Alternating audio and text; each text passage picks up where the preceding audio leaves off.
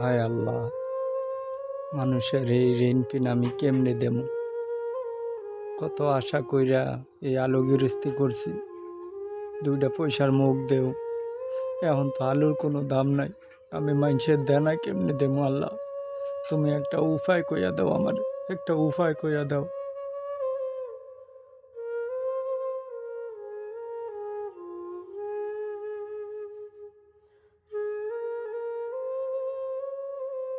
সালাম আলাইকুম কাকা। পুষ্কিনি বাড়িতে বই রয়েছেন? মন খারাপ নাকি? কেন বই রয়েছেন?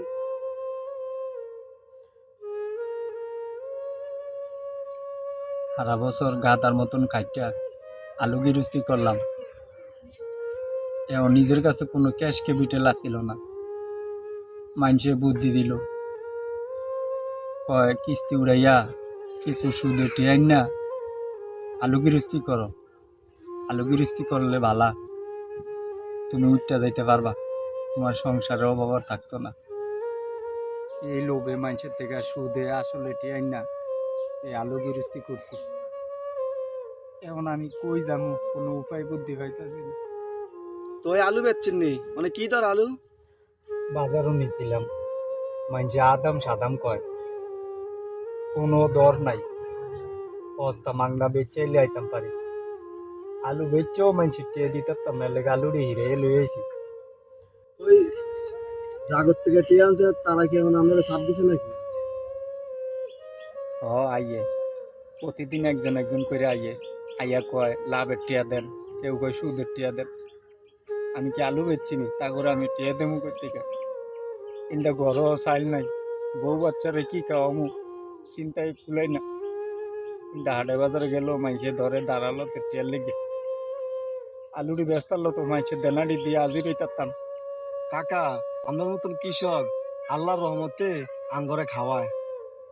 আপনার মতন কৃষক রইতে ফিরা ম্যাগি পিৎজা এই ফসল ফলান, আর এই ফসল আমরা পাই। কিন্তু ফসলের যদি দাম না থাকে, খুবই কষ্টের ব্যাপার। সকলেই জানে আমি গৃহস্থী করছি, গৃহস্থী করার সময় কে দেখছে সহপাত্র, কিন্তু ফসলের তো কোনো দাম পাই না। ফসলের দাম না পাইলে তো আমগো অনেক কষ্ট হয়, আর এই কষ্ট কেউই দেয় না। আপনি হাল ছাড়েন না, ইনশাল্লাহ আপনি এই কষ্টের মূল্য পাইবেন। হাল তো সারি না, কিন্তু মাইসে তো দেনার লেগে আমারে সারে না। কবে আলু গৃহস্থীর দাম পামু আর মাইসের এই দেনা দেবো, খালি বয়ে বয়ে এই চিন্তাই করতেছে।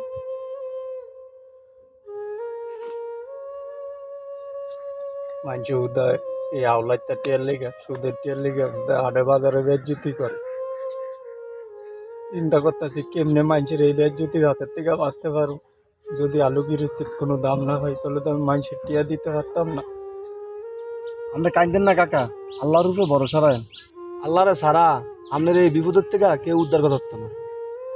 তুমি ঠিকই কইছ। দেখি কলেস্ট্রল যাইয়া দেখি আলুর দর বাড়ছে নি, কি হাল অবস্থা করতে যাইয়া চাই। কাকা, কলেস্টোরে যান, গিয়ে দেখেন আলুর দাম কিরম আছে। কৃষক শুধু একজন মানুষ না, সে হলো দেশের প্রাণ।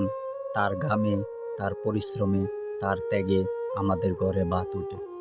অথচ বিদ্রূপের বিষয় হলো, যার হাতে ধান, আলু, শাকসবজি ফলায়, সেই আবার অভুক্ত থাকে, ঋণের চাপে ভাঙতে বসে।